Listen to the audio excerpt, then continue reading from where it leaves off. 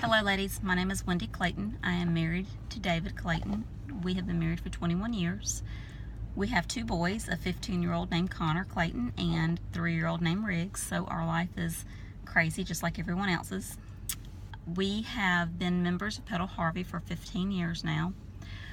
A few weeks ago, Jenny posted briefly talk about how you came to know Christ. And I've been thinking about it a whole lot, and about, I guess, a week and a half ago, I had actually recorded myself, but it was entirely too long, and felt the need to redo it, and have not had the opportunity to really sit down and have quiet time to be able to do that.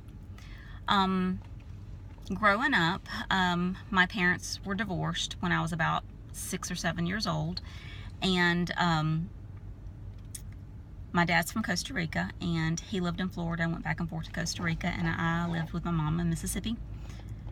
We did not go to church on a regular basis, more or less hit and miss, never were members of anywhere, and the one time that we did go to a church on a regular basis for a little bit, the women started talking about clothes that we would wear, and so that came to a screeching halt because my mother felt like they were a bunch of hypocrites, and that's really quite sad.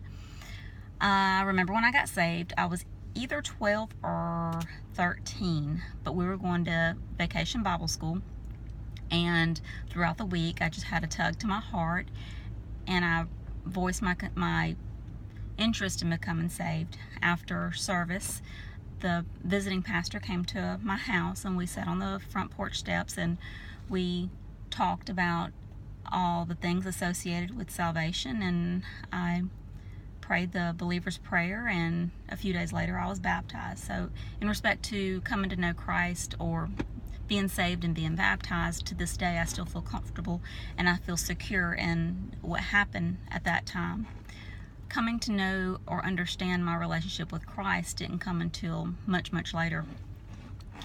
Coming from a broken home, my dad hung the moon in my world. I love my dad dearly. He was the beacon in my world, and even though my parents are divorced, he would always call me and see me and send me letters and happies.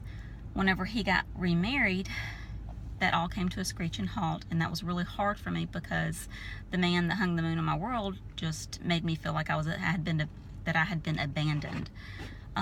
Didn't call me, didn't touch base with me hardly any, and whenever we did talk, I was always angry, and my anger was because I guess my feelings of resentment for abandonment. So that went on all through my high school year, and I met David right after I graduated from high school, and we dated for 6 months and got married. We were married for 6 years before I got pregnant with Connor, and shortly after getting pregnant with Connor, David and I were talking about all the different things that we need to make sure that we had right in our life in respect to becoming members of a church, setting our paths the way that we needed to raise our children the way that we needed to in accordance to God's will. And David encouraged me to call my dad and talk to my dad and get my feelings of resentment laid out and resolved before we had Connor, which I was in total agreement with. So I called my dad, and that conversation was a really bad conversation. Not on his end. He was very nice and very cordial and very loving, but I was very angry. I said a lot of angry and mean things. I was very ugly and disrespectful and just nasty to my father. And I think the reason that was because all the years of resentment just built up, and it was just coming out, and there was no stopping it. It was just bad. At the end of our conversation, he said, "Wendy, I'm sorry." He said, "But I have one question for you. Where are you going to go when you die?" That question made me so angry. And the reason that question made me so angry is that I was thinking in my head, the audacity of this man who knows nothing about me and has had no care to have anything about me all this time. Now he wants to know something extremely personal, So I was thinking the audacity. I was angry, so I got off the phone with him, and I was just furious and angry and hurt and just couldn't understand. And I pondered about it and festered about it for about 2 weeks, and then all of a sudden it hit me. It was like, wow. Despite how angry and how nasty I was to this man, and he is my father, the one thing that he was concerned about was where I was going to spend eternity. And at that moment or during that time, I couldn't see how important that was, and how that was the best question that he could have ever asked me. That was better than saying, hey, how are you doing? How's your day? Those were trivial questions as compared to, where are you going to die? Where are you going to go when you die? And it just all of a sudden hit me. It's like everything just came to a connection to realize that that's what a loving father is supposed to do.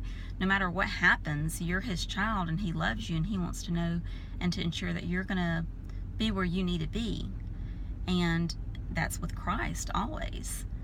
So that was the turning point in my life in respect to trivial things don't matter. Hearts hurt a lot, and it's hard to have that baggage because it can drown you and pull you down in all things. But whenever you finally release that and come to a better understanding of Christ-like love, and you have an example of it, and then you can lead by that example as well, it's just a pretty cool thing to come to reality, I guess.